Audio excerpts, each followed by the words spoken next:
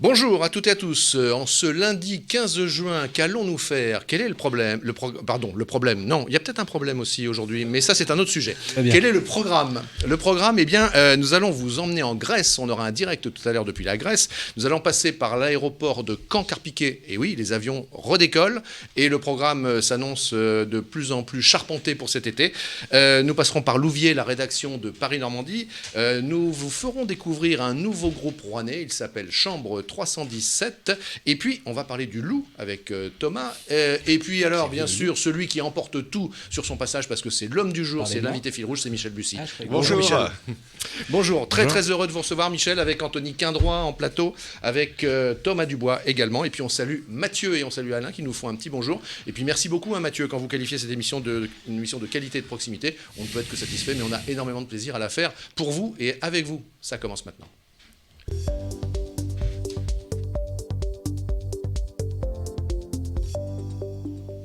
Oui, j'étais un peu perturbé là au lancement parce qu'effectivement c'est une journée importante en ce lundi 15 juin pour Paris-Normandie parce qu'il y a une audience du tribunal de commerce qui va décréter le nom, dévoiler le nom du repreneur du journal. Donc forcément, c'est pas une journée tout à fait neutre. En tout cas, on n'est pas là pour parler de ça. On est d'abord là pour accueillir avec un grand plaisir Michel Bussy qu'on voit de temps en temps sur nos plateaux. Hein. On ne se quitte pas des yeux. Ah oui, régulièrement quand même. Je viens chez vous, je suis entre vos pages. Alors Anthony, qu'est-ce qui vous fait plaisir particulièrement en recevant Michel aujourd'hui? Moi, ce qui me fait plaisir, c'est que Michel Bussy, c'est effectivement un auteur qu'on suit depuis très longtemps et que c'est quelqu'un qui a un succès que je trouve tout à fait mérité et qui n'a jamais oublié la presse quotidienne régionale, qui revient toujours. On a eu le cas même avec Agnès Martin-Lugan la semaine dernière, qui est pareil, une auteure à succès et qui toujours répond avec le sourire, favorablement ou non, parfois, parce qu'il y a des impératifs, mais en tout cas, qui n'a jamais pris, comme on peut le dire parfois, la grosse tête, comme on peut retrouver chez d'autres. Anthony rappelle cet échange très sympa qu'on a eu avec Agnès Martin-Lugan. Alors je lui ai demandé, je lui ai dit, tiens, on reçoit Michel Bussy l'année prochaine, qu'est-ce que vous aimeriez lui demander? En fait, elle ne savait pas trop. Hein. Elle dit, je ne sais pas, elle a cherché. Trouvait très naturel qu'à sa suite, on vous reçoive. Vous avez un regard sur son travail, Agnès Martin-Lugan? Agnès, on se connaît un petit peu, on s'est croisés sur des salons, et puis on est finalement, on a un peu le même parcours. Enfin, elle est venue, elle a été connue par Internet, moi par une publication, un éditeur régional. Les éditions des Falaises. Les éditions des Falaises. À l'époque, ça s'appelait PTC d'ailleurs. Oui, exactement.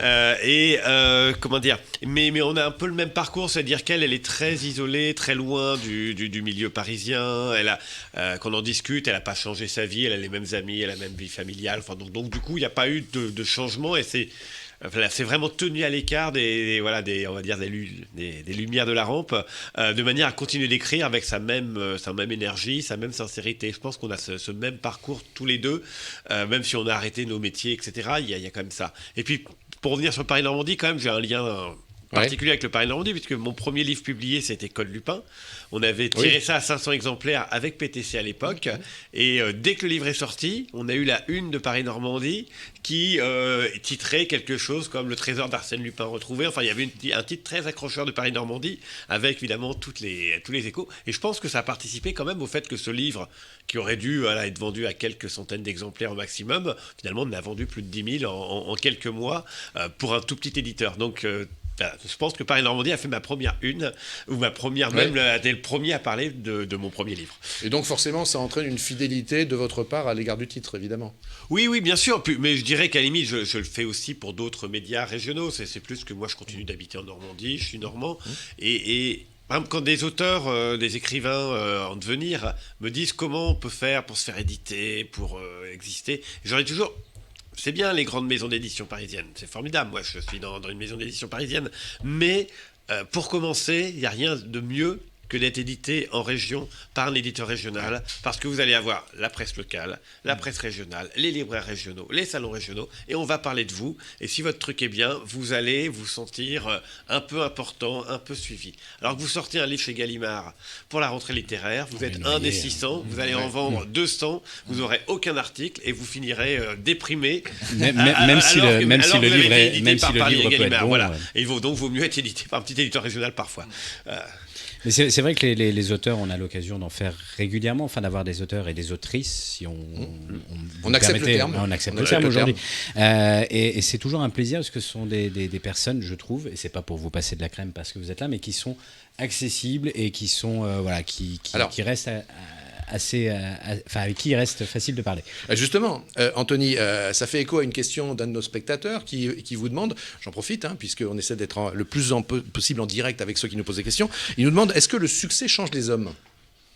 Ça dépend pourquoi on veut avoir du succès. C'est-à-dire que si quelqu'un veut avoir du succès pour être célèbre, je pense qu'un chanteur qui rêve d'être sur scène, oui, peut-être que ça va le changer, parce que ce qu'il rêvait, c'est d'être dans la lumière. Mais un écrivain, il n'écrit pas pour être dans la lumière. Non. C'est tout l'inverse. C'est plutôt un écrivain qui a du succès. Ce qu'il va faire dès que son livre est un succès, il va se retrouver chez lui pour écrire le second roman. Donc il va retourner très vite se cacher. Il y a les séances de dédicace aussi. Oui, bien sûr. Mais ça, c'est pas dire que c'est c'est un tout petit moment dans la vie. Et puis, c'est pas le moment, entre guillemets, qui est naturel pour un écrivain. Il faut le faire, bien entendu, c'est très agréable, mais c'est pas le moment naturel. Un écrivain, il est en train d'écrire. Alors qu'un chanteur, il est sur scène en train de chanter devant des milliers de gens. Mais est-ce que malgré tout, justement, vous êtes très attentif aux chiffres des ventes ? Est-ce que finalement, peut-être que si votre prochain livre, je ne vous le souhaite pas, se vendait moins, vous vivriez mal ou Alors, il y a deux choses là-dessus. Moi, dès que j'ai commencé à avoir du succès, je me suis dit... surtout, ne tombe jamais sur le moment où tu diras « cette année, j'en ai vendu que 500 000, alors que l'année dernière, tu étais à 1 million. » Parce que 500 000, c'est déjà exceptionnel. Donc, je me suis dit, surtout, jamais ne tombe dans l'idée que c'est moins bien, alors que c'est déjà un rêve absolu, etc. Donc ça, j'essaye de me forcer à me dire à chaque fois de ne pas être déprimé parce que, tiens, c'est le confinement, on en vend un peu moins, etc. Bon. Donc ça, c'est la première chose. Après, moi, je suis assez joueur de nature, donc j'aime bien ce petit côté, tiens, combien j'en ai vendu, ou est-ce que ça marche pas, mais c'est vraiment quelque chose du domaine du jeu et pas du domaine de quelque chose qui serait extrêmement important. C'est important pour mon éditeur parce qu'il a des objectifs à faire, il y a des gens qui en vivent, etc. Moi, je sais que c'est complètement virtuel et d'ailleurs, souvent, il n'y a pas de lien complet entre les ventes et le fait que les gens adorent. Par exemple, Nymphéa Noir, qui est sûrement le roman que les gens aiment le plus, et pas du tout celui qui s'est le plus vendu.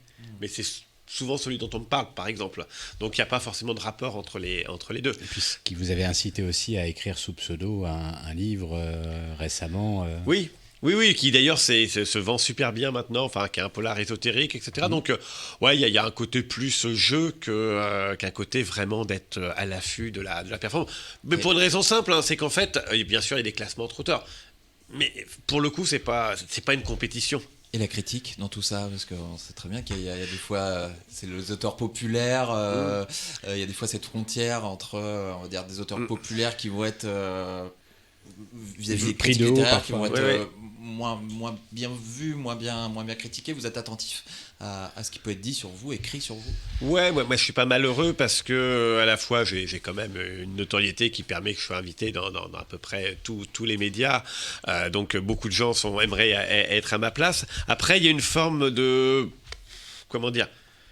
Ce qui m'agace un petit peu, mais dans les médias spécialisés littéraires, dans les critiques littéraires, c'est qu'ils ne sont pas capables de critiquer les romans populaires. C'est-à-dire, ce que je veux dire, c'est qu'ils ne vont pas faire la différence entre un bon roman populaire et un mauvais roman populaire. C'est-à-dire, en gros, soit on n'en parle pas parce que c'est pas dans les radars des critiques littéraires, c'est uniquement du roman populaire, soit on en parle pour faire de la promo, en disant c'est super, on reçoit un auteur qui vend 1 million de livres par an, formidable, et on fait de la promo. Mais c'est très rare d'avoir des critiques du roman populaire pour dire tiens, le dernier Bussy il est super, le dernier il est moins bon, ou le dernier Dicker il faut le lire. On est uniquement dans le fait que c'est les autres. Et c'est ça qui manque. Dans le roman policier par exemple, moi j'adorerais qu'il y ait des émissions à la télé ou à la radio sur le roman policier pour dire lisez le dernier Alan Coben, il est génial, ou franchement le dernier Alan Coben, il est nul. Par contre, l'avant-dernier, il était génial. C'est ça que les gens attendent. C'est plutôt de la critique sur les romans populaires. Parce que les gens, ils le font. Au bureau, ils le font. Ils disent, prends le dernier Musso, tu vas voir, il est génial. Ou le dernier Lévy, il est... Voilà. Et ça, personne n'est capable de le faire ou n'ose le faire ou n'a envie de le faire. Chers amis, on est très heureux pendant toute cette heure jusqu'à 13 h en direct en ce lundi 15 juin de vous proposer, Michel Bussy, l'auteur à succès. J'utilise la formule, elle est peut-être un peu bébête. Elle vous va d'ailleurs la formule, l'auteur à succès? Elle est peut-être un peu facile? Oui, non, elle n'est pas tendancieuse. Oui, à succès. Il n'y a rien de tendancieux. Non, Donc, voilà. juste avant de partir à Caen, à l'aéroport, parce qu'on va parler d'avions qui redécollent, et donc, je le répète, Michel Bussy est avec nous jusqu'à 13 h. Vous pouvez le questionner, vous pouvez commenter aussi ses propos. Il y a Claudine tout à l'heure qui a dit bravo, bien parlé, à propos justement de votre relation aux chiffres de vente. Et on vous demande, alors si vous pouvez répondre assez vite, Michel, pour qu'on enchaîne sur les aéroports tout de suite, mais évidemment, celles et ceux qui nous regardent vous questionnent sur le confinement. Est-ce que le confinement vous a inspiré? Écrirez-vous peut-être sur une situation qui aurait un rapport avec celle que nous avons connue? Alors, dans le direct, non, je ne vais pas écrire sur le confinement tout de suite, parce que j'étais déjà sur une idée de roman que j'avais commencé juste avant le confinement. Donc, j'ai continué tranquillement d'écrire mon roman qui devrait sortir en mars prochain, prochain. Donc voilà, alors peut-être que dans quelques années, j'écrirai sur le confinement, mais en tout cas, pour l'instant, je suis... Il faudra que ça mature un peu. Oui, puis moi, je suis un écrivain de l'imaginaire, donc forcément, je ne suis pas un écrivain qui m'inspire des faits divers et de l'actualité. Alors, on part à Caen, à l'aéroport de Carpiquet, retrouver Marilyn Hez-Agron.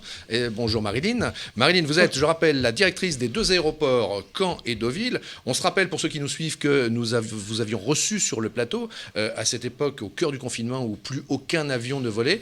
On se souvient d'ailleurs de votre mine un peu, pardonnez l'expression, un peu déconfite devant ce trafic égal à zéro. Et là, ça repart, notamment avec Hop, la filiale d'Air France, et puis également avec Volotea. Dites-nous quel est le programme que vous proposez là, qui commence d'ailleurs actuellement et qui va se densifier à partir de la 2e quinzaine de juin. Bien, ce matin, nous avons eu le plaisir de redécouvrir l'atterrissage d'un avion Air France à l'aéroport de Caen. L'avion en provenance de Lyon, le CRJ 700 de 70 places. Donc ça, c'est déjà un vrai bonheur parce qu'un aéroport sans avion, c'est franchement triste, tant pour les équipes, pour les passagers. On a besoin de mobilité, hein. Donc c'est quand même compliqué aujourd'hui d'aller à Lyon en voiture ou en train. Donc l'avion, c'est quand même cette agilité de transport, quoi qu'on en dise. La Corse, prochain rendez-vous jeudi avec Volotea, compagnie low cost espagnole. On repart sur Ajaccio. Les vols sont quasi complets sur ces premiers démarrages. Et juillet-août s'annonce, eh bien, écoutez, avec des belles indications à ce jour. Ajaccio, Bastia, Figari, Calvi. Donc, on nous a demandé de voyager en France cette année. Eh bien, je crois que il faut aller découvrir cette merveilleuse île de beauté. Alors, bien sûr, Marseille, Toulouse seront au rendez-vous également, tant avec Air France qu'avec Volotea. Donc, on retrouve un joli programme de vol. La Corse est en mode majeur, hein, si nous écoutons bien ce que vous venez de nous dire. Vous êtes interviewé, Marilyn Hez-Agron, dans le Paris-Normandie d'aujourd'hui, hein, qui réserve une demi-page sur justement ce programme qui redémarre. Et d'ailleurs, j'invite tous celles et ceux qui souhaiteraient partir de Caen, eh bien, à se reporter à cet article qui est en page 10. Vous dites aussi que vous êtes actuellement à 33% de votre activité. C'est encore pas terrible. C'est pas encore terrible, on espère mieux. Pourquoi? Parce que nous avions un vol Caen-Lyon 3 fois par jour, 100 000 passagers, une clientèle à faire, 60% de clients à faire. Cette ligne n'est pas reconduite en l'état. Nous sommes à 3 vols par semaine et non plus par jour. Donc vous voyez, on a encore de la marge. Mais je crois qu'il faut être prudent. On va repartir tranquillement, c'est la volonté d'Air France. À l'aéroport de Caen, on est vraiment très satisfait du retour d'Air France. Pourquoi? Là aussi, parce que Air France repart au départ de Lille, Nantes, Bordeaux et l'aéroport de Caen-Carpiquet. Donc on est bien face à une situation qui s'est démontrée conjoncturelle, et non pas structurelle.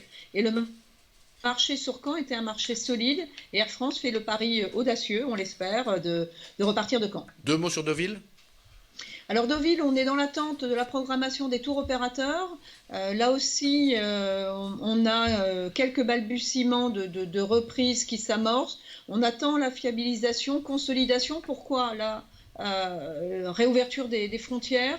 Est-ce que tout est réellement réouvert? Comment va fonctionner la proposition hôtelière en bout de ligne, hein, quand on veut partir en vacances en Grèce, en Crète, est-ce que les hôtels sont bien réouverts? Est-ce qu'il n'y a pas de quatorzaine imposée? Donc, vous voyez, il y a encore quelques incertitudes et on attend très prochainement la confirmation et on espère un retour des vols à Deauville. Vous le savez, Marilyn Ezagron, on est aujourd'hui pendant toute l'émission avec Michel Bussy. Michel, vous êtes déjà parti en avion des aéroports normands? Ouais, alors moi c'est plus Rouen-Beauce, puisque je suis rouennais. Donc, Alors, mais pour j'ai lequel, pris, Michel, pour lequel il y aura 0 vol cet été, hein. Il n'y a pas un seul vol cet été au départ de Rouen. Mais c'est vrai que je suis assez souvent parti de Rouen-Beauce. Parce que je trouve, alors, c'est ambigu, mais c'est vrai que je trouve qu'il y a ce côté, si on veut maintenir des villes moyennes, entre guillemets, hein, comme Caen, comme même Rouen par rapport à Paris, aux grandes capitales, il faut des moyens de transport rapides, parce que sinon, on va continuer de tout concentrer sur des mégalopoles. Et effectivement, l'accessibilité de ces villes moyennes, elle est essentielle pour que les activités ne se concentrent pas toutes dans les hyper grandes villes. En tout cas, c'est ma conviction de géographe. Très bien, je le précise, hein, je reprends textuellement, puisque c'est dans le journal d'aujourd'hui, Emmanuel Vendon, qui est le nouveau directeur de la régie d'exploitation de l'aéroport Rouen-Vallée-de-Seine, nous dit « Il ne devrait y avoir aucun vol durant l'été au départ de Rouen ». Voilà pourquoi je donnais cette précision.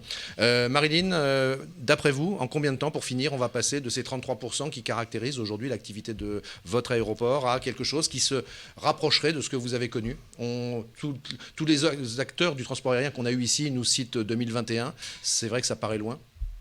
Ça paraît loin, mais à la fois ça se justifie parce que la crise qu'on vient de vivre avec fracas, hein, c'est un cataclysme sur tant l'industrie aéronautique que sur notre secteur d'activité. De toute façon, tout l'écosystème aéroportuaire est extrêmement impacté. Je crois qu'il faut être raisonnable, il faut être prudent. Il faut mieux repartir tranquillement avec des vols qui seront complets ou en passe de l'être, plutôt que d'avoir un programme dense avec des taux de remplissage moindres. Vous savez que le revenu au siège, c'est l'élément essentiel pour la compagnie aérienne, et l'objectif, c'est que la compagnie aérienne, elle ne soit pas la grande perdante. Il faut qu'il y ait de la rentabilité, et je crois qu'il faut être prudent. Donc, on va attendre septembre-octobre pour avoir aussi le retour sur les habitudes de transport. Est-ce que le télétravail, est-ce que la visioconférence vont continuer d'être des nouveaux modes d'échange? Donc on est là aussi attentiste quand même sur cette reprise à la rentrée. Vous avez laissé combien de personnes en chômage partiel au sein des 2 aéroports? Déjà, vous employez combien de personnes à la base? Alors sur les 2 plateformes, ça représente 80 collaborateurs. Et donc sur Deauville, nous avons encore une majorité de nos collaborateurs en chômage partiel puisque nous attendons la reprise. Et sur Caen, bien évidemment, on a repris avec une petite partie de l'équipe. On est à 25% de reprise et on va monter en capacité de reprise avec l'ensemble des collaborateurs, et eux aussi ont hâte. Ils adorent leur métier. C'est passionnant de travailler au contact des avions. Alors vous imaginez leur impatience. Eh bien, merci beaucoup, Marilyn, et on vous souhaite beaucoup d'avions, puisqu'on a vu l'émotion que vous procurez le fait de voir et de revoir pour la première fois un avion d'Air France se reposer chez vous.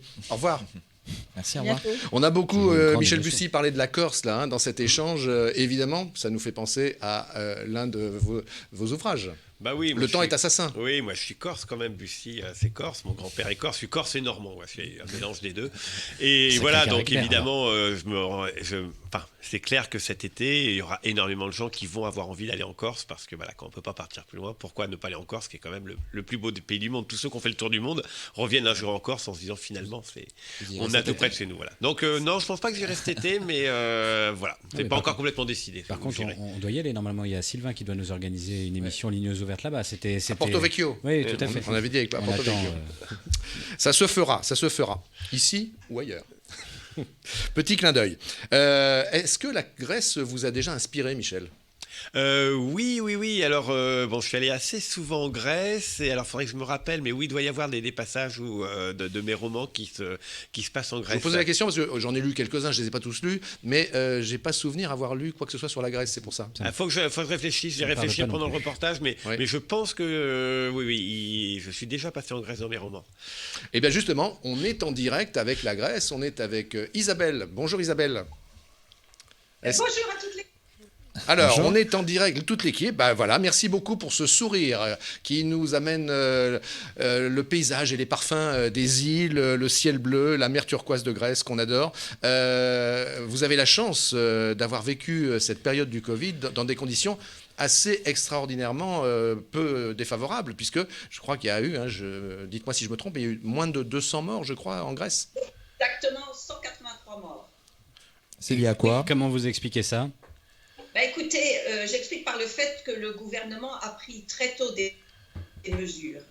C'est-à-dire qu'on a eu des premiers cas de coronavirus en février et tout de suite, le gouvernement a décidé, parce que fin février, c'est le carnaval en Grèce. Donc le gouvernement a décidé d'interdire le carnaval, qui était quand même un événement important.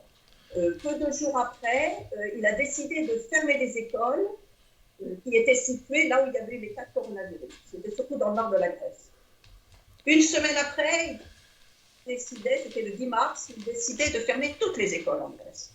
3 jours après, tous les cafés, tous les bars, tous les centres commerciaux étaient fermés. Et encore 3 jours après, tous les commerces non essentiels ont fermé. C'est-à-dire qu'au 16 mars, pour ainsi dire, la vie s'est arrêtée en Grèce. Vous habitez où vous habitez où exactement en Grèce, Isabelle? Dans la banlieue d'Athènes. Si je vous suis bien, il y a eu davantage de réactivité peut-être que chez nous, par exemple, en France? Oui, davantage de réactivité. D'ailleurs, je veux dire que moi, j'ai vécu les deux pays parce qu'à ce moment-là, j'étais en France, j'étais allée voir mes enfants. Et quand je suis arrivée en France le 5 mars, premièrement, je portais un masque dans l'avion, j'étais une des seules à porter un masque. Et après, à Paris, j'ai vu que tous les gens se promenaient comme d'habitude, ne faisaient pas attention. Alors que déjà en Grèce, les Grecs étaient très sensibilisés. C'est un peuple plutôt discipliné, les Grecs, d'habitude? Et normalement, ils ne sont pas très disciplinés. Mais je peux dire que cette fois-ci, ils ont été très disciplinés, mais c'est aussi le gouvernement qui a joué la corde sensible. C'est-à-dire que tous les jours à 18h, il y avait un comité d'experts qui avait été nommé avec des médecins qui faisaient le point sur la situation en Grèce. Et c'était très émouvant parce qu'ils parlaient beaucoup du fait qu'il fallait préserver les personnes âgées. Et vous savez, les Grecs, pays méditerranéen, la famille est très importante. Michel Donc Bussy. ils disaient, ne sortez pas, portez un masque, pensez aux grands-pères et aux grands-mères qui vont tomber malades, qui vont peut-être mourir. Et les gens ont été vraiment très sensibilisés à ce fait-là et ont très bien réagi.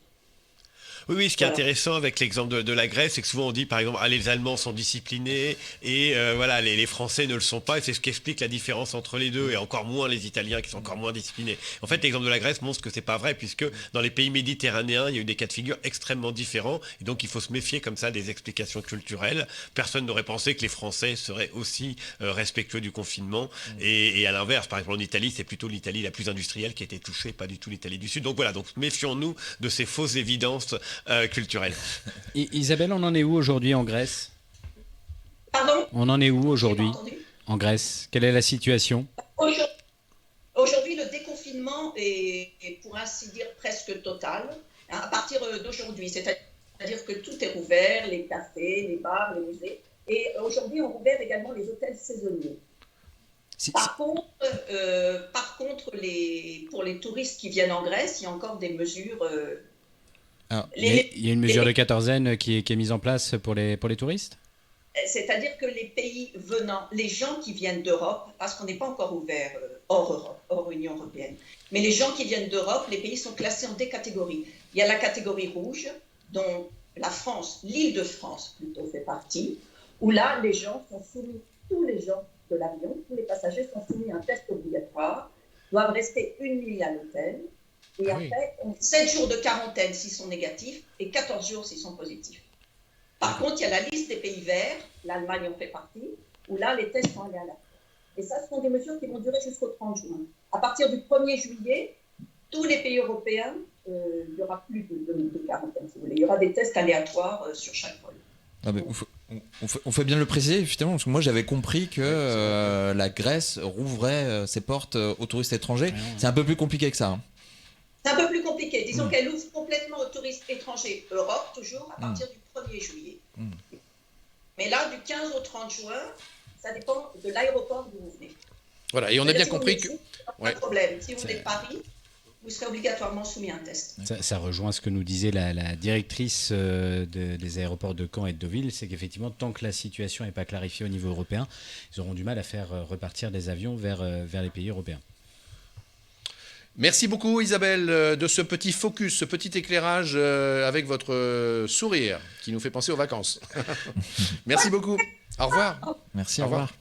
On va maintenant parler des environnements de travail, open space ou bureaux isolés avec la société qu'on va avoir tout de suite en ligne. Mais ces problèmes-là, ils ne concernent pas finalement l'auteur, l'écrivain, qui lui est de toute façon toujours confiné dans son petit bureau au fond de la maison, non ? Oui, bah c'est sûr, quand j'écris, j'ai pas spécialement d'open space, enfin voilà. Après, oui, je me sens concerné. Par exemple, voilà, chez mon éditeur, il y a Editis qui a déménagé dans un énorme bâtiment avenue de France. Et là, évidemment, ils ont passé par plein de petits bureaux avec un grand open space. Donc pour le meilleur, et puis certains sont d'accord, d'autres. Qu'est-ce que vous pensez d'ailleurs dans les environnements de travail, entre les bureaux isolés ou les open space ? Il y a eu à une époque la mode des open space, ça avait disparu, c'est revenu. Là, on se repose la question de savoir si on va continuer les open space. Il y a d'ailleurs dans le journal Paris-Normandie d'aujourd'hui une interview de Nicolas Gomard, qui est le directeur général de la Matmut. On lui pose la question, notre rédacteur en chef lui demande d'ailleurs si à la Matmut on va maintenir ou pas les open space. Il dit oui, mais on les aménagera de telle sorte qu'ils soient vivables en fonction des nouvelles contraintes. Moi, je pense que du côté du patronat, je pense qu'ils sont toujours plus favorables aux open space. C'est quand même une façon de contrôler les gens. Et je pense du point de vue du salarié, moi, quand j'étais par exemple à la fac, j'adorais avoir mon bureau, et si possible mon bureau pour moi tout seul, parce qu'on est quand même toujours plus tranquille pour travailler, ou simplement parce que voilà, c'est très, très personnel, mais je pense qu'en majorité, les gens quand même préfèrent avoir leur autonomie. D'ailleurs, quand on monte dans une entreprise, généralement, plus on est haut placé, plus on a un bureau spacieux et pour nous tout seul. Et quand on est moins haut placé, on est plus nombreux dans les bureaux, quoi. Quand vous écrivez un roman comme ça, est-ce qu'il y a des allers-retours entre vous et votre éditeur au fur et à mesure, ou est-ce que vous présentez le travail complet à la fin ? Est-ce que du coup c'est facile de prendre les critiques une fois qu'on a livré son bébé après autant de temps de travail ? Alors moi, je fais partie de ces auteurs qui donnent le manuscrit uniquement quand il est terminé, et même mon éditeur n'a aucune idée de quoi il retourne quasiment 3-4 mois avant la sortie du livre. Donc je le fais lire à des proches, j'ai des allers-retours, je vais lire à mon agent, et mon éditeur est le dernier au courant. Donc pour lui, c'est à la fois un jeu aussi, évidemment. Bon, on se fait confiance l'un l'autre, mais c'est vrai qu'après, c'est une espèce de course contre la montre. Et c'est ce qui est amusant. Mais j'aime bien ce côté-là, parce qu'en fait, du coup, il est obligé de tout découvrir comme le feront les lecteurs. Alors pour lui, ça peut être compliqué, parce que c'est sûr que ça serait plus rassurant si je lui donnais chapitre après chapitre. Bon, mais voilà. Mais d'un autre côté, pour eux, c'est un vrai jeu. Il y a une vraie confiance. Ils savent que je vais leur remettre, par exemple, ils savent que je leur remettrai un manuscrit en septembre-octobre. Ils n'ont aucune idée de quoi il s'agit. J'imagine que vous n'êtes pas beaucoup dans ce cas de figure-là, quand même. C'est un luxe, peut-être, non ? C'est un luxe. Après, non, pas forcément, parce que, comment dire, eux, ils peuvent se décider s'ils le prennent ou pas. Après, pour eux, c'est évidemment plus facile, parce qu'ils peuvent anticiper la promotion, ils peuvent anticiper le thème, etc. Ils peuvent commencer à travailler sur des maquettes. Mais d'un autre côté, moi, je trouve ça très agréable, l'excitation qu'il y a de recevoir le manuscrit, de ne pas savoir de quoi ça va parler, et exactement comme le fera le lecteur. Après, ça laisse quand même 4-5 mois pour le travailler. Le directeur marketing, il doit moins rigoler, lui. Disons que pour eux, il y a un côté un peu adrénaline de se dire on a un nouveau produit, il faut qu'on invente tout sur ce nouveau produit.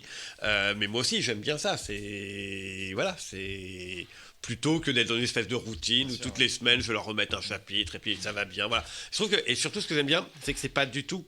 C'est à l'inverse de la pratique commerciale. C'est-à-dire qu'eux, ils sont finalement obligés de s'adapter, mais moi, je ne suis pas du tout influencé par qui que ce soit quand j'écris. Et je garde cette liberté complète d'écrire ce que j'ai envie. Et c'est ça, le cœur. Et c'est pour ça qu'ils acceptent ça. C'est parce qu'ils se disent que s'ils commencent à mettre leur grain de sel, la spontanéité va être moindre. Quelques réactions de notre audience. Michel Bussy, est-ce que si vous pouvez répondre de manière assez courte pour qu'on accueille notre prochain invité. On nous dit « J'adore cet auteur, j'ai tout lu de lui. Y aura-t-il prochainement un thème en rapport avec le sud de la France dans vos prochaines œuvres ?» Sud de la France, je ne suis pas sûr. Mon prochain roman sera plus au sud que la Normandie, mais peut-être pas le sud de la France. Peut-être pas le sud de la France. Deuxième question, quelle est votre relation au prix littéraire, par exemple le Renaudot ou Goncourt ? Et on nous demande, est-ce que Michel Bussy aimerait avoir le Renaudot ou le Goncourt ? Non, alors moi je suis assez dur par rapport au Renaudot et au Goncourt. Pour le dire franchement, je trouve que ce sont des prix assez ringards, notamment le Goncourt. C'est franc et direct. Non, mais c'est vrai, je trouve que voilà. Il y a un truc qui est formidable, c'est que ça fait parler du livre, c'est extraordinaire, même la façon dont Ça les fait de la médias presse aussi. couvrent le Goncourt, par exemple. Et effectivement, ça révèle souvent des auteurs qui n'ont pas la chance d'être connus du grand public. Mais quand même, je ne vais pas cibler un auteur, mais aujourd'hui, on parle toujours de Pierre Lemaitre. Et ça fait presque 10 ans qu'il l'a eu. Et je pense que depuis Pierre Lemaitre, on est presque jamais capable de citer un seul Goncourt. Peut-être Leïla Slimani. Enfin, à chaque fois, on cite les Goncourt des auteurs qui sont relativement populaires derrière. Donc ouais, je trouve qu'il y a, c'est ringard dans le soi. Par exemple, aucun roman policier n'a jamais eu le prix Goncourt. bien sûr, Aucun roman de genre, aucun roman de science-fiction, enfin, etc. Donc c'est en ça que c'est ringard, parce que c'est quand même diamétralement opposé, généralement, à ce que les gens aiment lire. Allez, on prend notre nouvel invité, puisque, vous voyez, on a dévié forcément avec Michel Bussy. On revient en permanence vers le livre, évidemment. Mais on parlait du travail, on parlait des environnements de travail. On est avec Emmanuel Rattel. Bonjour, monsieur Rattel. Bonjour. Voilà, vous voyez, c'est tout à fait éclectique. Hein. On parle environnement de travail avec un auteur. Voilà, c'est pas gênant. Donc vous êtes le dirigeant de la société WIM et votre job, si je puis dire, c'est de fabriquer des environnements de travail. Vous fabriquez en fait, je vais vous laisser dire, vos mots seront meilleurs que les miens, mais des cabines de travail pour s'isoler. Dites-nous. Bonjour. Effectivement, le métier de WIM, c'est le micro-working. Donc, c'est de mettre à disposition des espaces de travail connectés, à la fois sur des lieux publics, mais également en complément des open space, de manière à créer les conditions de la concentration pour que nos collaborateurs, etc., soient performants, soient dans des bonnes conditions de travail, du calme, etc. Et donc, alors, la question qui se pose, bien sûr, c'est en partant de cette activité qui est la vôtre et en regardant l'évolution de la manière de travailler pendant ce confinement et à la suite pendant le déconfinement, est-ce que ça vous fait entrevoir une autre façon de proposer vos produits, une autre façon, peut-être dans le futur, de conquérir des marchés ? Tout à fait. Donc j'ai eu l'honneur de voir le côté assez cash de Michel. Je rigole. Je voulais rebondir sur le côté l'open space sert à fliquer les gens. Je trouve ça. Je partage pas maintenant. L'open space répond à un sujet, c'est-à-dire qu'aujourd'hui, économiquement, le foncier vaut tellement cher qu'effectivement, on optimise l'espace. Maintenant, pour reprendre encore les propos de Michel, plus on monte dans la hiérarchie, plus on va avoir un besoin, un bureau isolé, etc. Ce que moi, je trouve, c'est que, en fait, ce dont on a besoin suivant nos postes, etc., c'est de confidentialité. Et en fait, ce qu'on est capable d'apporter dans ces espaces de travail, c'est de la confidentialité. Après la crise Covid, bien entendu qu'elle nous a chamboulé. Le comportement de nos usagers était particulièrement scruté à la loupe, etc. Et on a fait le choix d'apporter une réponse préventive et forte dans l'ensemble de nos produits, puisque nous avons revu tous les tissus pour partir sur des tissus médicaux. On a intégré des distributeurs de gel, on a intégré des films qui protègent l'ensemble des surfaces touchables, mais surtout, on a intégré un système de ionisation qui détruit l'ensemme des coronavirus, mais aussi de cette autre famille de virus et de bactéries. Donc une réponse forte pour nos clients et qui marche puisque on accumule les commandes là depuis quelques semaines et on est super heureux de ça. Tout à l'heure, vous parliez d'espaces de travail connectés. Parmi nos spectateurs, on nous pose la question de savoir qu'est-ce que vous entendez très concrètement par ces espaces connectés ? Alors en fait, quand vous entrez dans une WIM, on fournit l'Internet et on vous fournit également un écran tactile avec l'ensemble de plein de services, en fait, les services de l'État, si vous voulez refaire votre carte grise, payer vos impôts ou encore d'autres partenaires qui intègrent leurs services clients en direct et en visio dans nos cabines. Ça coûte combien une cabine comme la vôtre ? Et qui sont vos clients ? C'est entre 8 et 15 000 euros, ça dépend. On a une gamme, une place, 2 places et 4 places. Justement, j'ai juste un peu de mal à me figurer, à m'imaginer à quoi ça peut ressembler en fait. Est-ce que vous pouvez essayer de nous décrire ce que c'est ces cabines de travail ? Eh bien, la grand-mère de nos produits était la cabine téléphonique que vous avez connue dans votre enfance. Ah oui. C'était il y a longtemps. Donc voilà, une cabine à l'image de la cabine téléphonique que l'on a optimisée par un traitement acoustique de manière à créer des conditions du calme et puis que l'on a équipé d'un bureau, d'une tablette et d'un écran d'ordinateur. Oui, on en trouve dans les espaces de coworking, hein, vous le précisiez tout à l'heure. On doit en trouver, je pense, dans quelques aéroports.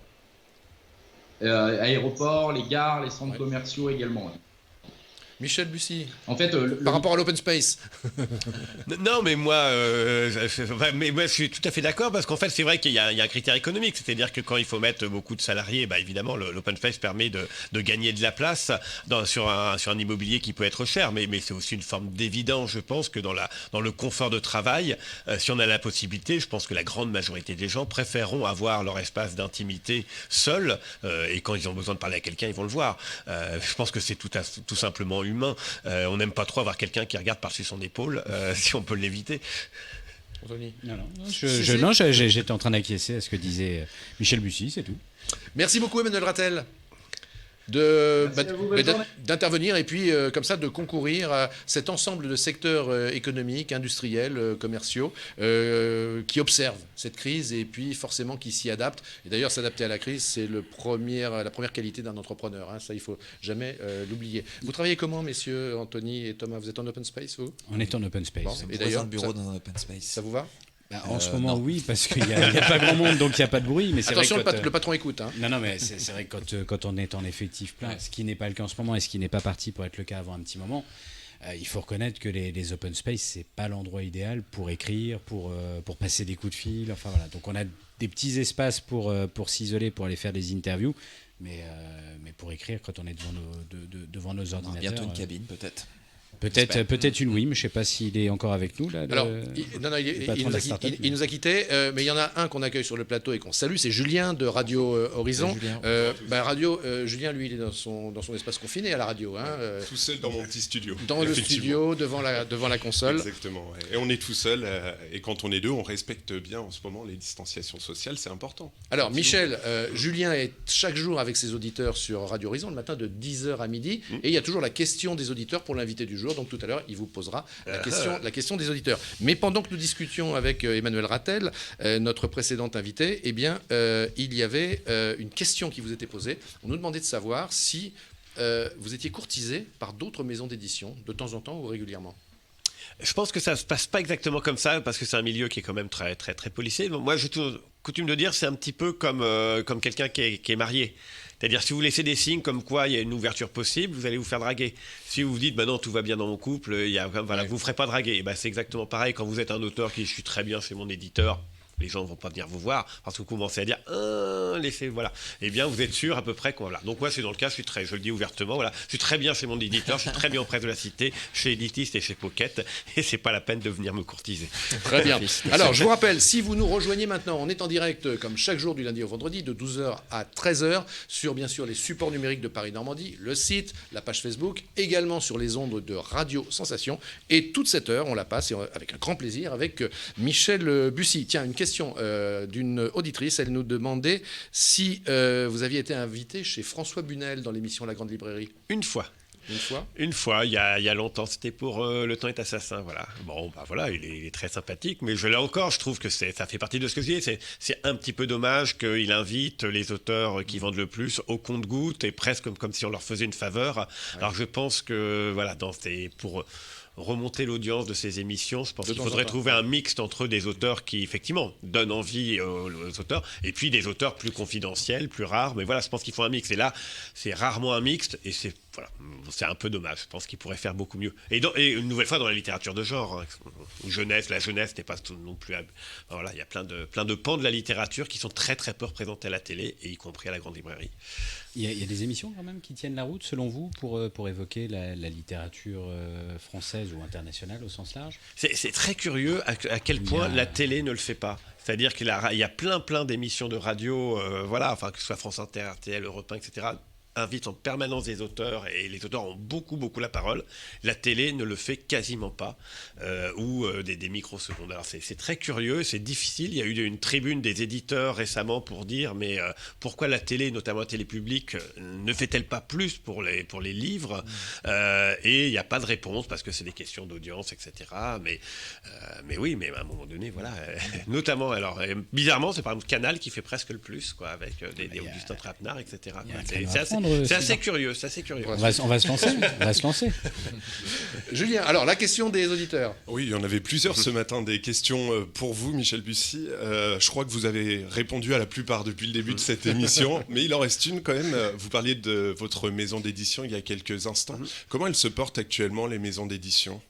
Alors, ça a été compliqué pour eux parce que, comment dire, il y a eu un arrêt brut. Alors, c'est pas seulement l'arrêt, des librairies, c'est qu'aussi c'était les chaînes de transport de livres qui étaient arrêtées. Donc, finalement, tout le livre, toute la chaîne du livre s'est arrêtée, même si on en retrouvait encore dans les hypermarchés, dans les maisons de la presse. Donc, c'est compliqué parce que c'est un report de quasiment 3 mois, 4 mois. Alors, la rentrée littéraire va être compliquée. Il y a beaucoup de livres qui ont été reportés.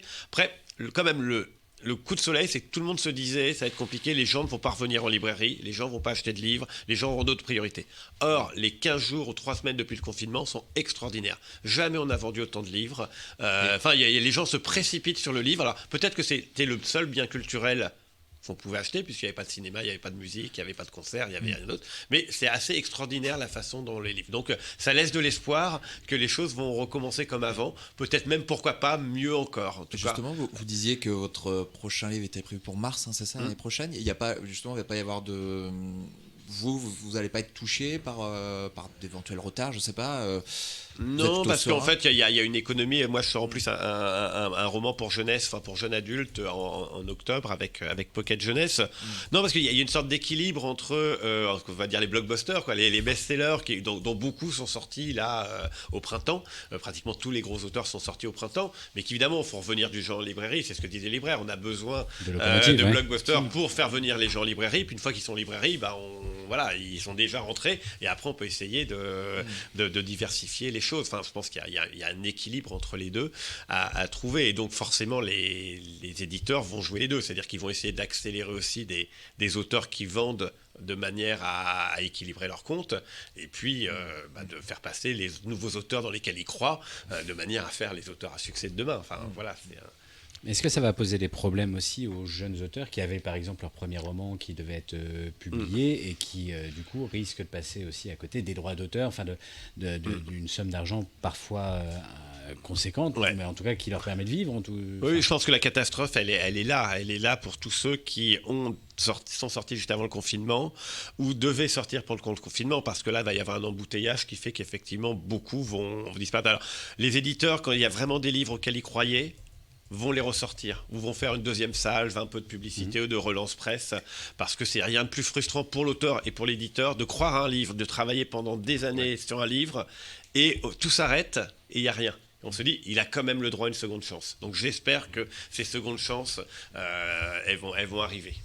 Alors j'ai 2 questions, alors c'est pareil, là on est dans la série questions courtes, réponses courtes. D'accord. C'est très difficile pour moi d'ailleurs de faire des questions courtes. Mais et moi des réponses courtes. Alors, oui, on vous demande si il s'avérait que votre maison d'édition avait des difficultés financières, est-ce que vous, en tant qu'auteur, vous seriez d'accord pour baisser votre revenu ?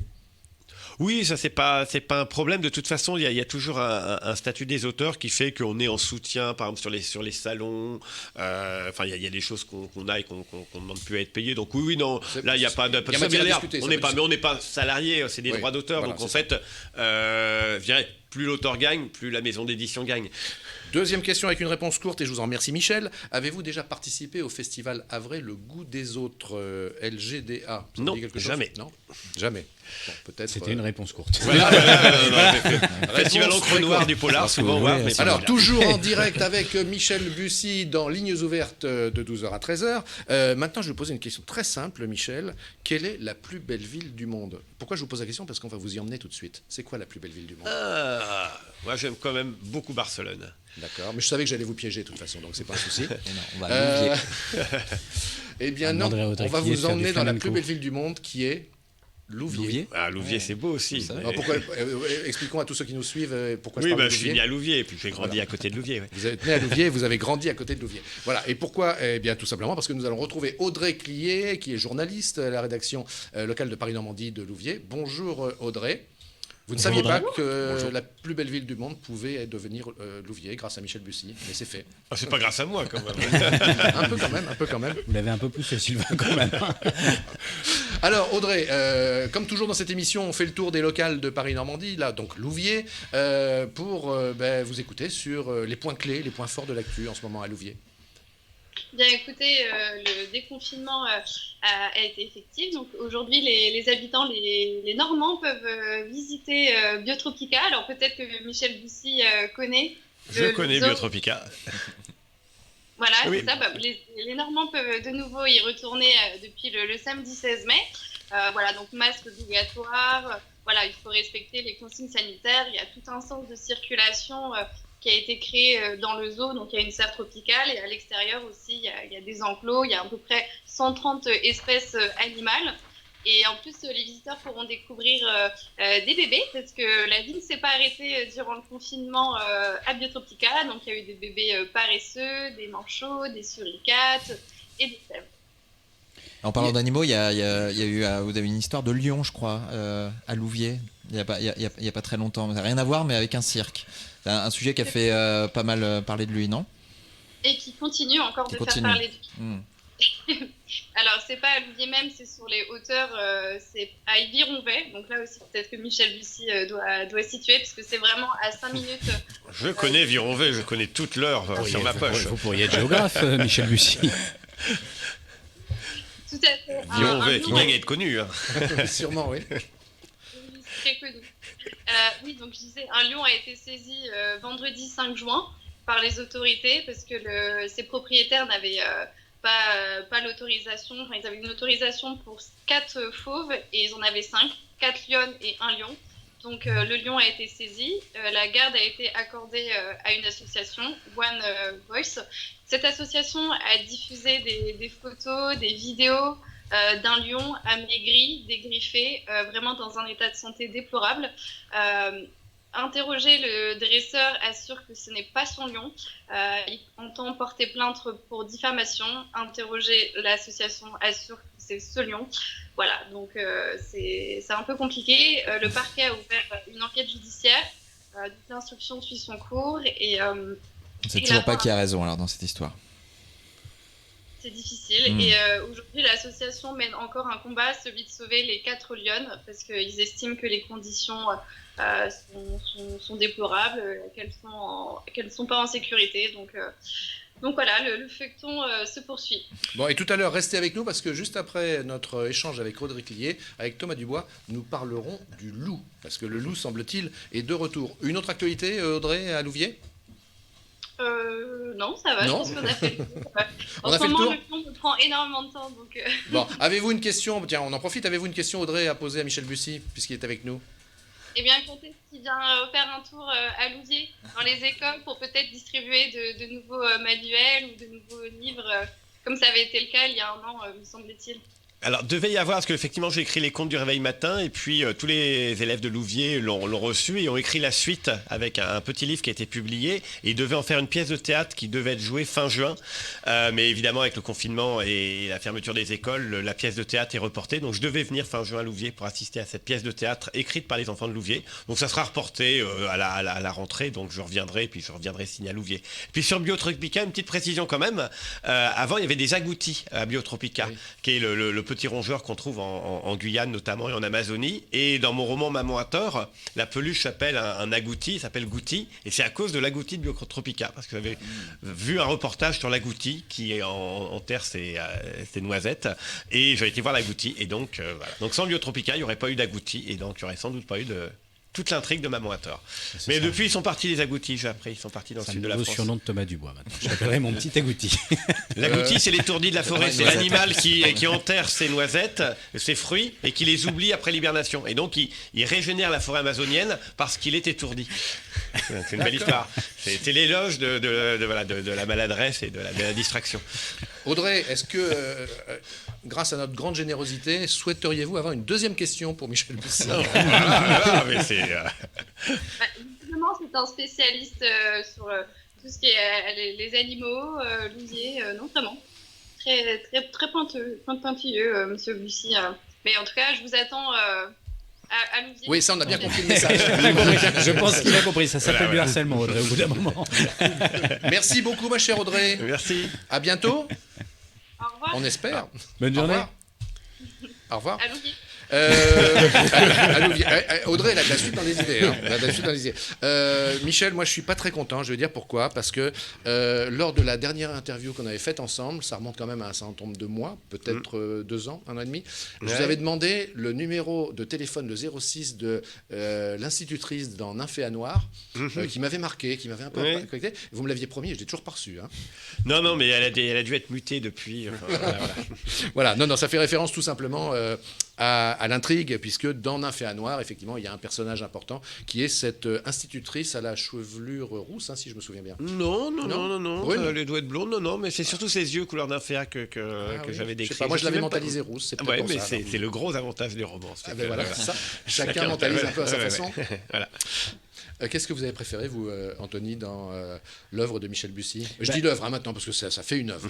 Alors, c'est un peu facile comme réponse, mais j'ai bien aimé. C'était aussi facile comme question. J'ai bien aimé le dernier dont le titre m'échappe. Vous me prenez. Je vous prends le Soleil redouté. Voilà, c'est ça le titre de Brel que j'ai lu justement avant qu'on se rencontre la dernière fois pour en parler. Et voilà, ça m'a vraiment fait voyager. On en parlait même pendant l'interview. On est vraiment là-bas aux Marquises et ça m'a offert quelques soirées de vacances. Question ? Réponse. Question, Thomas ? On devait parler du loup, c'est ça? Pensons que nous sommes diffusés aussi en radio, donc il ne faut pas qu'il y ait de blanc. Hein. Non, vous allez tout de suite nous parler du loup, de toute façon, Thomas. Juste une question encore, Michel, que notre audience nous pose. On nous demande si, dans votre rapport à la maison d'édition, votre travail avec la maison d'édition, est-ce que vous êtes accompagné, est-ce que vous êtes suivi, par exemple, pour vous conseiller, vous coacher un peu, notamment, par exemple, dans la relation aux médias, par exemple, comme ce que vous faites aujourd'hui. Ou si on vous laisse vous débrouiller tout seul. Oui, alors, c'est vrai qu'au début, il y a eu ce côté quand... comment dire ? Aujourd'hui, les maisons d'édition aiment bien un peu... on pourrait dire autoriser un peu leurs auteurs, c'est-à-dire écrire des stories sur les auteurs, mais ils doivent évidemment s'adapter à la personnalité des auteurs. Il y en a qui aiment bien faire ça, d'autres pas du tout. Moi, je suis plutôt ceux qui n'aiment pas ça. Vous n'aimez pas quoi, les plateaux télé, vous n'aimez pas? Non, je suis pas sur le fait. Vous êtes à l'aise en plateau télé. Oui, mais c'est pas ça. C'est-à-dire que je n'aime pas le fait que on essaye de vendre mes livres à travers moi. Ah d'accord. Okay, voilà, je dis les gens, ils vont acheter un livre, ils vont pas acheter. Voilà, et je pense que paradoxalement, les plus gros vendeurs de livres sont plutôt des gens très discrets. Musso est très discret, Agnès Martin-Lugan est très discrète. Je suis très discret.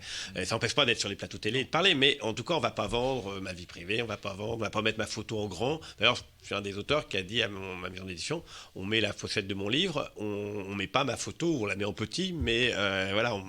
Et bon, ça c'est un choix, et donc du coup, ils ont essayé un peu, puis ils se sont rendus compte que ça collait moins, et que finalement, ça ne jouait pas. C'est-à-dire qu'il faut être sincère. Moi, je suis assez peu sur Facebook, je suis peu sur les réseaux sociaux.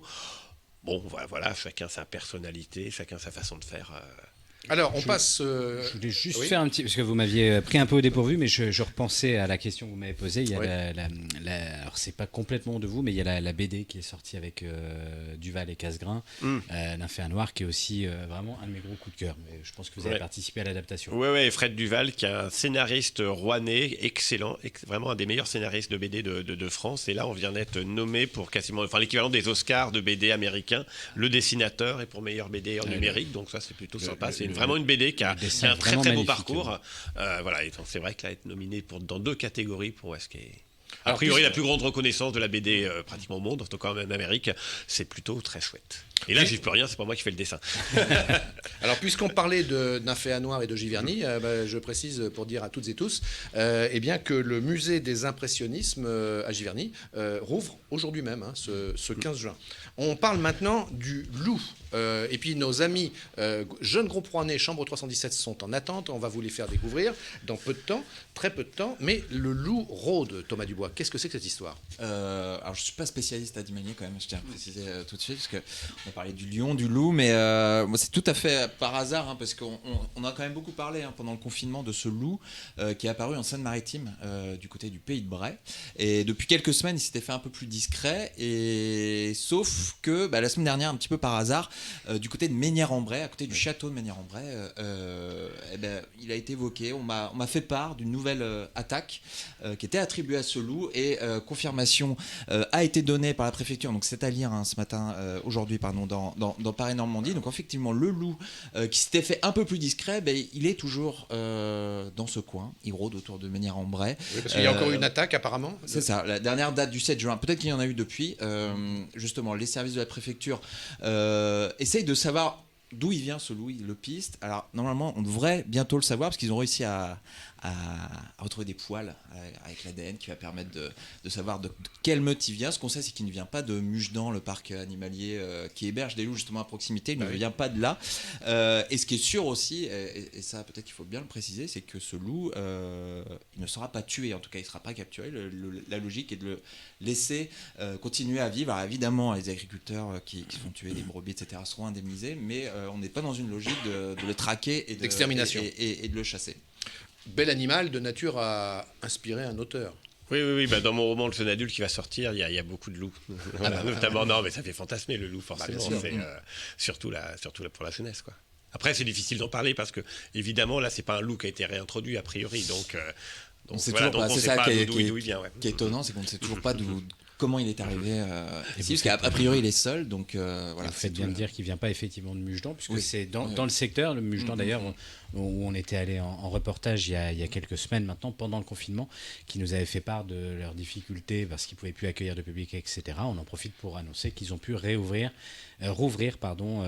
leur activité et qu'il est possible maintenant Donc d'aller on visiter. reprécise un Mugedan entre Neuchâtel et près d'Auffay en fait. Et Dieppe, Voilà, côté d'Auffay. Entre Auffay et Dieppe. Très beau parc à découvrir avec des bisons dans de grands espaces. On a l'impression. Vous êtes allé à Mugedan voir les bisons? Oui, les on a l'impression bisons. d'être au Canada là-bas. Les biches aussi, les daims. Et les loups maintenant. Et les loups.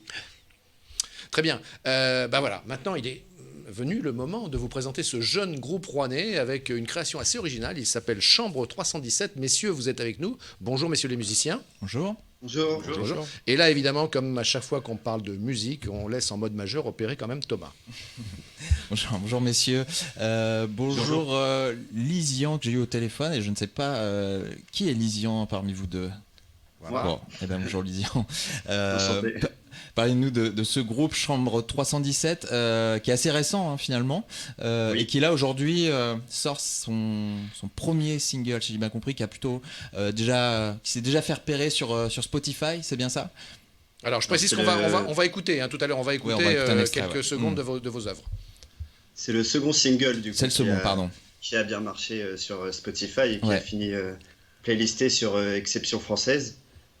Et le troisième est sorti il n'y a pas longtemps. Et là, on prévoit le quatrième avec un clip d'ici septembre. Donc c'est quoi l'actu précisément maintenant que on va dire la vie redémarre, c'est-à-dire qu'on va vous voir un peu plus, peut-être voir sur scène bientôt. Comment ça va se passer ? En tout cas, Thomas, juste avant qu'il réponde, on va juste en profiter pour dire au revoir à nos amis qui nous écoutent sur les ondes de Radio Sensation, en les remerciant d'être chaque jour avec nous et on leur donne rendez-vous demain, même plateau, même heure. Et nous poursuivons sur les supports numériques de Paris-Normandie, en partenariat avec Radio Horizon. On parlait plan de carrière alors. Oui. Du coup, on prévoit de faire des concerts, mais bon, après avec le coronavirus, c'était assez difficile du coup de redémarrer et puis d'avoir la même motivation. Mais au niveau studio, on est à fond, on fait plein de compositions et puis on prépare un EP aussi. On nous demande, messieurs, si vous seriez, je le mets au conditionnel, seriez-vous inspiré par Indochine, puisqu'on voit Indochine ressortir très fortement en ce moment dans les médias, et aussi bientôt sur la scène. Je te laisse répondre. Non, c'est pas vraiment notre inspiration principale. Il vient d'où le nom de votre groupe ? Tout simplement, tu veux répondre ? Oui, il vient de notre adresse, donc on peut pas vraiment la préciser. Mais, du coup, 317, voilà, à Rouen. Et la chambre, c'est parce qu'on enregistre en studio, dans notre chambre. En fait, on a fait un studio dans notre chambre, et puis et c'est là que vient le nom du groupe. Vous êtes trois, voilà. C'est ça? Vous êtes, oui. Vous êtes deux, ouais. Peut-être qu'en régie, s'il est possible, on va en écouter un extrait et puis à ce moment-là, on reviendra pour parler du fond. On reviendra juste après.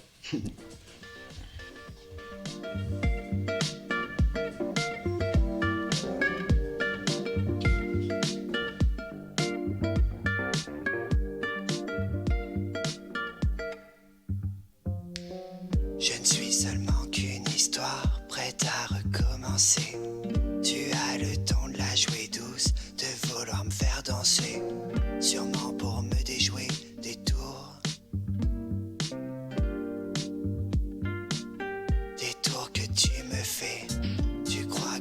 vois pas l'écart entre toi et moi, quoi qu'il en soit. Alors un bref extrait hein, qui nous permet de donner l'une des couleurs, bien sûr, ça n'est pas représentatif de tous vos morceaux, bien évidemment. Moi, je voudrais vous poser une question sur votre univers. Quand on le perçoit, vous envoyez des communications aux journalistes, on en a reçu, nous, ici, et l'impression que l'on reçoit, c'est que tout est très tourné autour d'une forme d'érotisme dans vos graphismes, dans les titres aussi des chansons. Voilà, je voudrais vraiment vous interroger là-dessus, et je serai certainement pas le seul à le faire, d'ailleurs. Si. Pour l'instant, si, en fait, parce que c'est notre première interview. Ah bon. Ouais. Donc nous faisons sortir le loup du bois, pour reprendre le sujet précédent. Oui, alors donc cet univers quand même qui est très érotique, d'où vient-il et pourquoi? En fait, c'est parti de l'idée de la pochette de la chambre, qui est la chambre, c'est un côté très intime, et on voulait pas partir de l'idée de la chambre, le studio, etc. On voulait vraiment partir d'un côté très sensuel, mélancolique. Et après, on a une amie à nous qui a commencé à faire les pochettes. Et elle nous a proposé de faire des femmes à chaque fois presque nues, pas entièrement nues. Mais moi, ça m'a plu par rapport à la vision de mes textes. Et on a continué dans cette idée. Puis en plus, les prochains morceaux, c'est encore plus sensuel. Enfin, donc voilà. On parlait d'inspiration tout à l'heure. Moi, j'ai l'impression d'entendre vraiment la musique des années 80, française des années 80. Qu'est-ce que vous écoutez? Qu'est-ce qui vous inspire? Alors, tu le réponds? C'est toujours émouvant une première interview. Hein. Vous allez prendre l'habitude. Bientôt, vous serez rodé comme Michel Bussy. Hein. Ça ira tout seul. Oui. Non, mais après, on écoute du Gainsbourg. Enfin, je pense que. D'ailleurs, dans l'extrait qu'on a écouté, il y avait peut-être quelque chose qui pouvait faire penser un peu à Gainsbourg. Un peu comme ça à la marge. Du Jacques Dutronc, Nino Ferré. Après, on peut écouter du Pink Floyd. C'est peut-être le débit de Lysien, en fait, le texte, comment il le met sur la musique, il y a un côté presque parlé un petit peu, et on met ça sur... pour revenir aux inspirations, on a vraiment un univers déjà, tous les trois, on peut écouter vraiment des choses vraiment différentes, en fonction des moments, je sais pas moi, des saisons, là c'était le Corona, donc des fois on revenait sur des musiques... on revenait sur des choses qu'on écoutait avant. Donc, alors, question de Michel Bussy.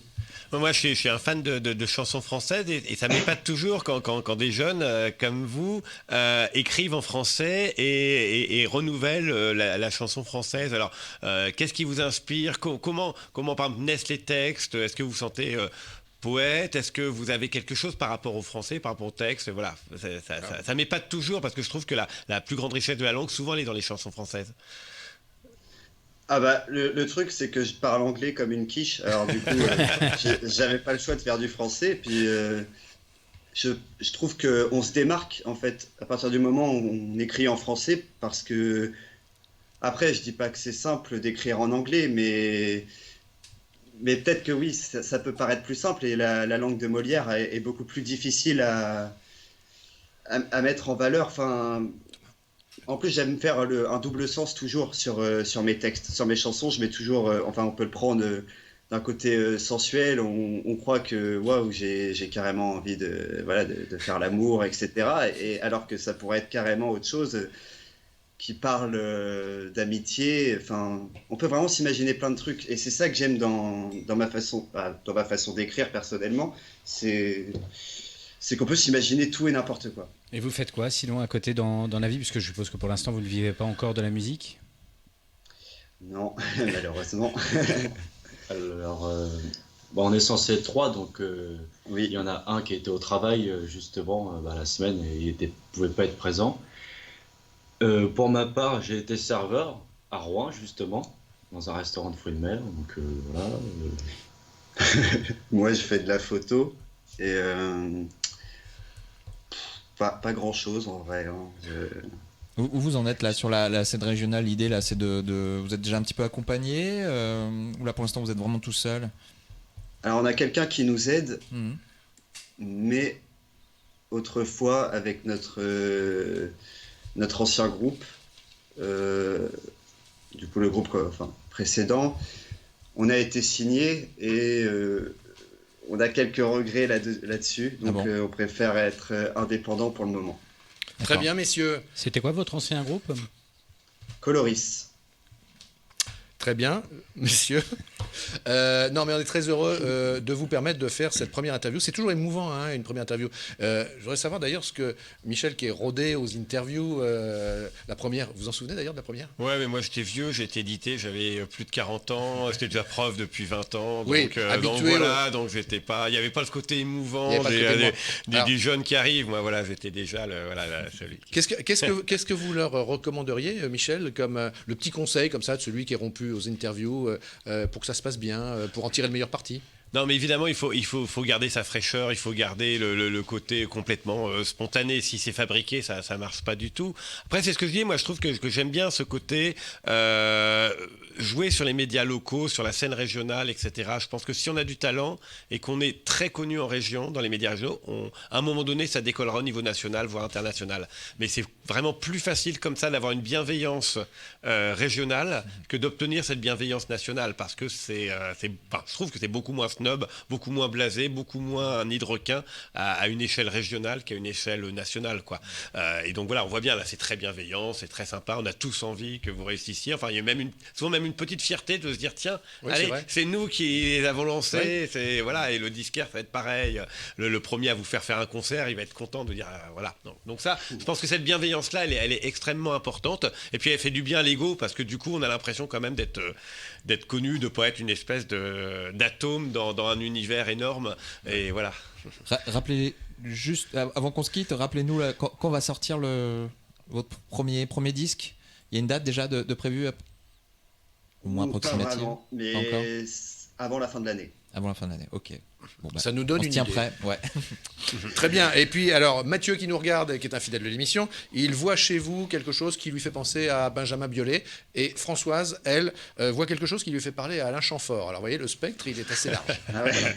Voilà. Et bien, écoutez, puis j'aimerais peut-être dire un peu à la façon de Drucker, non pas que je me compare à lui, loin de là, surtout pour l'âge d'ailleurs, mais dire, voilà, regardez bien ces deux jeunes, souvenez-vous-en, vous entendrez parler d'eux. C'est toujours ce que nous dit Michel Drucker quand il reçoit des jeunes talents sur son plateau. Merci à vous, messieurs. Merci, à bientôt.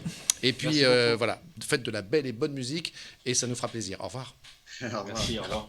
Eh ben nous, on termine tranquillement et confortablement avec Michel Bussy. On a encore 1000 questions à poser, certainement. Oui, on va peut-être pas en dévoiler l'histoire de votre prochain roman, puisque même votre éditeur n'est pas encore au courant, mais vous évoquiez un roman, une littérature jeunesse, finalement. On peut en parler un petit peu plus, peut-être ? Ouais, complètement. Alors, ça va sortir chez Pocket Jeunesse en octobre, je crois, début octobre. Le titre, on peut le dire, je pense que c'est déjà communiqué, c'est Néo. Donc, c'est un acronyme Néo, N-E-O. Et le premier tome... ça s'appellera La chute du soleil de fer, donc ça sera en 4 tomes. On est dans quel esprit on est plutôt dans un esprit de dystopie. Donc dystopie, pour tout le monde, c'est un futur un peu différent de celui qu'on a aujourd'hui. Donc c'est les Hunger Games, etc. Donc on est plutôt dans un univers d'ados, dans un monde, alors pas vraiment futuriste, enfin, c'est pas vraiment de la science-fiction, mais c'est quand même dans un futur. Et alors c'est à la fois un récit d'aventure, c'est un récit avec des rebondissements comme je le fais pour dans mes romans classiques, quoi, avec beaucoup de rebondissements, beaucoup de faux semblants, beaucoup comme ça, une enquête policière. Enfin, il y a toute cette dimension, mais avec une dimension très aventure. Et donc je me suis éclaté parce que j'ai toujours dit que je voulais écrire pour la jeunesse ou pour les jeunes adultes. Et qu'est-ce qu'on change dans son style quand on veut écrire pour la jeunesse ? Alors, comment dire ? Je pense que déjà, il faut que ce soit complètement spontané, donc pas calculé. Donc moi, je me dis pas, tiens, ça, faut que j'écrive comme ci, comme ça. C'est très calculé. Après, moi, j'adore parce que c'est quand même quelque chose qui est plus franc, plus direct. C'est-à-dire, quand on écrit pour les adultes, on a toujours envie de se la jouer un peu malin, se dire, oh là, vous allez voir, là, cette phrase-là, elle est jolie, là, il y a une superbe métaphore. Enfin, il y a des choses qu'on écrit pour les adultes, même si l'adulte, il est dans l'histoire, il y a de temps en temps, on a envie qu'il se dise, ah, c'est quand même pas mal écrit. Ah, cette phrase-là, elle est pas écrite. Ça, pour les adultes, on s'en fout. Enfin, dans quelque chose de jeunes adultes, on s'en fiche. Il n'y a pas un gamin qui lit Harry Potter en se disant, ah, tiens, je vais souligner cette phrase, elle est quand même très jolie, il y a une allitération, là, qui est quand même chouette. Donc, c'est vrai que pour les ados, on est un peu libéré du carcan du bon écrivain qui sait écrire. Et on peut complètement être dans l'émotion, l'action, et c'est super agréable. Et on peut aussi faire beaucoup d'humour. parce que pour des ados, il y a ce côté, on s'attache au personnage. Voilà. Et puis, dernière chose là-dessus, c'est que c'est vrai que sur les jeunes adultes, c'est comme un rapport au livre qui est extraordinaire. C'est-à-dire que moi, je vois ma fille qui est sur Harry Potter. Il n'y a plus rien d'autre qui compte. Et on a tous, comme ça, eu des choses d'ados, et donc, y compris dans la BD, etc. Donc moi, me dire que peut-être qu'il y a des ados qui vont tomber comme ça, red dingue de mes personnages, c'est quand même un rapport qui est quand même beaucoup plus charnel qu'un adulte qui aime bien un livre, mais on est plus détaché. Donc ça, c'est quelque chose que j'adore me lancer dans cette aventure-là. Et c'est un nouveau défi, puisque votre nom est moins connu, je pense, chez les ados. Du coup, vous refaites une virginité, on va dire. Ah, complètement. Et puis les ados s'en foutent. Enfin, je veux dire, les ados, ils se foutent complètement de savoir que je vends beaucoup de livres pour les adultes. Ça va leur plaire ou ça leur plaira pas. Et pour le coup, on leur fera pas acheter. Enfin, s'il y a bien un truc, c'est que les ados, on leur fait pas acheter c'est eux qui sont leurs propres prescripteurs. C'est dans la cour de récré qu'ils disent tu devrais lire tel truc ou écouter telle musique, mais c'est pas les parents qui vont leur dire, ou c'est pas quel média. Donc ça, c'est vraiment une belle aventure. Pendant le confinement, on a beaucoup dit que c'était le moment aussi de reprendre le temps, de lire, de se replonger. Est-ce que vous avez découvert des choses, ou redécouvert peut-être même des livres avec plaisir finalement? Non, parce qu'en fait, j'ai beaucoup écrit, et puis le temps qui n'était pas du temps d'écriture, c'était plutôt du temps des activités quotidiennes qu'il faut gérer. Voilà, la cuisine, l'intendance, voilà. Enfin, c'est toujours le grand truc de se dire, voilà, comme moi, je suis comme beaucoup très occupé, voilà, on pouvait plus manger en un quart d'heure et prendre son sandwich club et ça San Pellegrino vite fait parce qu'on a tellement débordé qu'on n'a même plus le temps de manger. Bah là, on était obligé de prendre le temps de manger. Donc du coup, ça a décalé un temps, et c'était un rapport au temps, mais comme tout le monde, qui était un petit peu différent. Et du coup, on avait à la fois plus de temps, puis à la fois moins de temps aussi. C'était un autre sens des priorités. Mais quand on écrit, du coup, voilà. Donc non, pour moi, en tout cas, non. On nous demande, sur l'antenne, est-ce que... Alors, personne nous dit, j'ai bien compris que Michel Bussy ne s'inspirait pas, n'écrivait pas en rapport avec des faits réels. Quoique, il y a quand même eu... Pas les faits divers, quoi, disons. Ouais. Non, faits réels, oui, mais pas forcément les faits divers. Parce qu'il y a quand même eu Mourir sur scène. Oui, sur l'Armada, oui. Sur l'Armada, oui.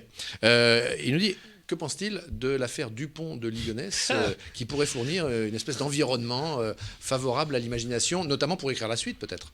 Oui, alors moi, c'est ce que je dis, c'est vraiment, j'ai jamais écrit sur les faits divers, et je sais qu'il y a beaucoup d'écrivains aujourd'hui qui écrivent, alors soit sur des autobiographies de personnalités connues, soit sur des faits divers généralement bien sordides, et je trouve que c'est vraiment là un déficit d'écrivain qui a besoin d'aller s'amarrer à un fait divers sordide, alors qu'il peut très bien l'imaginer. Et en plus, il y a quelque chose que je gêne, c'est quand même souvent ces histoires sont, par exemple, de Ligonnès, c'est pareil, on ne sait pas, est-ce qu'il est mort, est-ce qu'il n'est pas mort, enfin, on n'en sait rien, donc je trouve ça assez scandaleux, même quelque part, peut-être que ça devrait être interdit, d'écrire quelque chose, de faire une œuvre supposée de fiction, à partir du moment où l'affaire n'est pas tranchée de façon judiciaire, etc. C'est assez glauque quand même. Moi, j'aurais assez honte d'écrire sur un truc, sachant que les victimes sont vivantes, ou les oncles, etc. Et de quel droit je me permettrais d'avoir. Soit on fait un travail de recherche, d'enquêteur, de journaliste, ok, on dit des faits. Mais là, la fiction, il y a toujours une vraie ambiguïté. Alors je sais certains auteurs le font très bien, mais moi, j'aurais... faut avoir un manque de pudeur, c'est pas quelque chose de particulier. On avait dit 1 heure avec Michel Bussy, si je regarde ma montre, on en est à 1h15. Voilà. On va pas trop tirer sur la corde, Michel, d'autant plus que c'est bien sûr l'heure du déjeuner, nous sommes en direct. Le petit mot de la fin, Anthony? On se retrouve demain avec tous les internautes, avec d'autres invités, avec un programme déjà qui est un peu chargé, n'est-ce pas, Sylvain? Comme d'habitude. Merci beaucoup, Merci Michel. beaucoup, merci à vous, Michel. Si on vous demandait le petit mot de la fin, votre petit mot de la fin à vous, par rapport à l'époque, par rapport à ce qu'on vit. C'est vrai que là, on passe le... Moi, je dirais aux gens, n'ayez pas peur. Enfin, voilà, moi, ce qui m'a marqué aussi dans ça, c'est qu'il y a des gens qui l'ont très bien vécu, et il y a beaucoup de gens, des amis, qui ont eu peur, vraiment peur pour eux, pour leurs proches, etc., et qui continuent d'avoir peur. Moi, j'ai envie de dire, allez, n'ayez pas peur, et si on connaît des amis qui ont peur, etc., les enfants qui osent pas retourner à l'école, et tirez-leur par la manche, invitez-les, et puis voilà. Le virus, on peut espérer qu'il... Vous ne l'avez pas vu, vous? Vous n'avez pas contacté? Non, je l'ai pas eu. Mais voilà, mais je pense qu'il faut pas avoir peur. Enfin voilà, Voilà, n'ayons pas peur. N'ayons pas peur. Ça change du conseil de Perico Légas, notre critique gastronomique qui intervient chaque semaine dans l'émission, qui dit, lui, déconfinons-nous à l'andouille. Chacun son message. À l'andouille de vire. À l'andouille de vire, bien évidemment. Merci Julien, merci Thomas, merci Anthony. Grand merci à Michel Bussy. Et merci à vous toutes et à vous tous. Et on se retrouve demain, mardi, même plateau, même concept, même heure. Ciao. À demain. Merci.